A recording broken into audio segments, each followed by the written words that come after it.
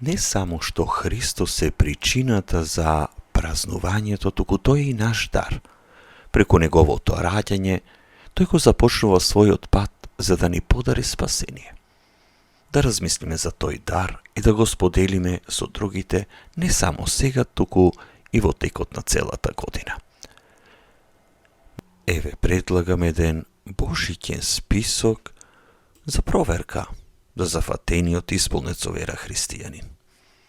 Празникот се ближи, поминуваме часови подготвувајќи се за празникот. Добро ни е познат Дедо Мраз од приказните како прави список со подароци и го проверува 2 пати. Се среќаваме и со други списоци за луѓе кои сме ги поканали на вечера, предмети кои треба и јадење да ги набавиме за вечерата, подароци за други и така натаму. Но, што би помислиле кога некој би организирал и подготувал роден ден за вас и сите добијат подарок, освен вие? Дали Христос Бог е на нашата листа? Каков дар или дарови можете да му подарите на Богомладенецот? Какви дарови можете да и дадете на црквата? За нашиот Отец што ни го подари неговиот Син, дали му даруваме љубов, молитва, покаяние и исповед? Уживаме ли во неговото присуство? За црквата дали планираш подарок кој е знак? Да, црквата е знак дека Бог е со нас.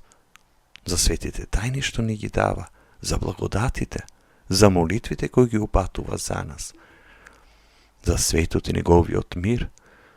Дали можеш да принесеш молитва и застапување или пак некој пост за следната година за некој човек во проблематично место на војна и немири?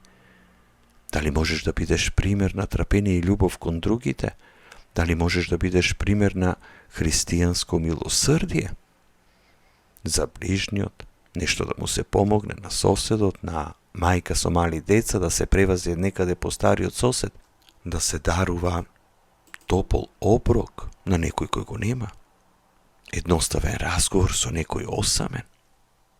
За нашето семејство, дом, дали може да подариме молитва, заедничка со целото семејство, да бидеме пример за родителство, да бидеме примерни деца, дали заедно го читаме Светото Писмо и дали размислуваме за него како семејство. Светлиот празник рождество на нашиот Господ е момент исполнет со благодат, за да го пречекаме Господ во светот, во нашите цркви, во нашите домови, во нашите животи и семејства. Да не бидеме обвиткани во световни желби, богатства, незадоволства и непријателства. Сите сме повикани во Витлеем да го обожаваме нашиот новороден цар, да го направиме тоа со молитва на нашите усни и срце исполнето со љубов.